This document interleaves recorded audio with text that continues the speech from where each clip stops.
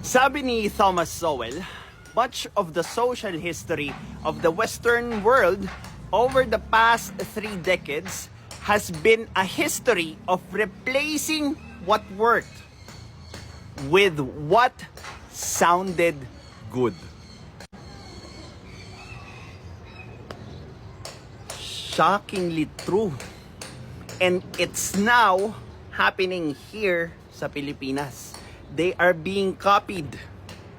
Bakit?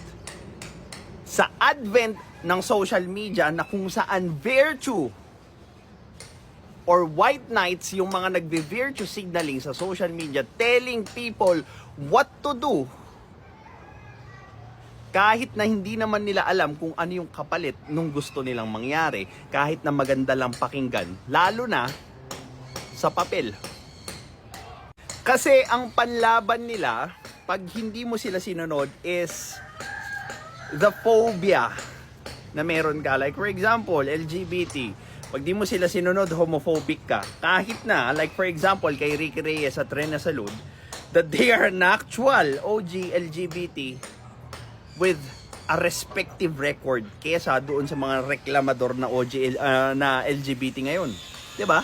Alam mo yung gusto nila ng maunlad na society, gusto nila walang nagugutom, gusto nila lahat may magandang sweldo, gusto nila libre, gusto nila nung, alam mo yung perfect society. Pero they never mention paano gagawin yung gusto nilang mangyari.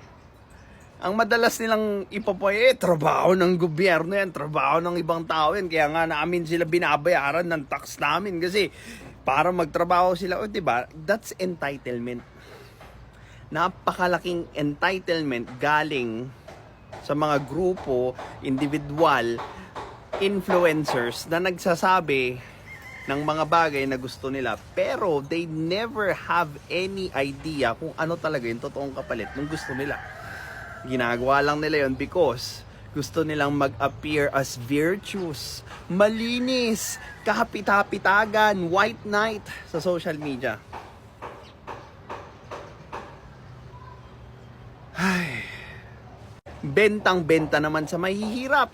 Kasi nga, sino ba naman gustong mapagod mag-aral? Sino ba naman gustong mag-effort, magtrabaho? Diba? Mas maganda yung nagsusugal ka lang, nagiinom ka lang sa bahay, saktong pasok lang, 8 to 12, afternoon, sugal, inom, alak, tambay. Diba? Gawin ko lang ng gawin yun, aangat na yung sweldo ko, aangat na yung estado ng buhay ko. Diba? So nagtagpo yung mga pa-victim at yung mga white knight, and then finifeed nila yung isa't isa, nagsama puwersa, and then boom, boboto ng kandidatong pulpol. Tapos nagtataka tayo, bakit mahirap ang Pilipinas? Tignan nyo kasi kung anong klaseng botante meron tayo. Tignan nyo kung anong klaseng influencer, anong klaseng mga artista yung nire-revere natin, yung niluluklok natin. And then, tsaka nyo tanongin yung sarili nyo, bakit mahirap ang Pilipinas? Well, this is Pinoy Extreme. Have a good day.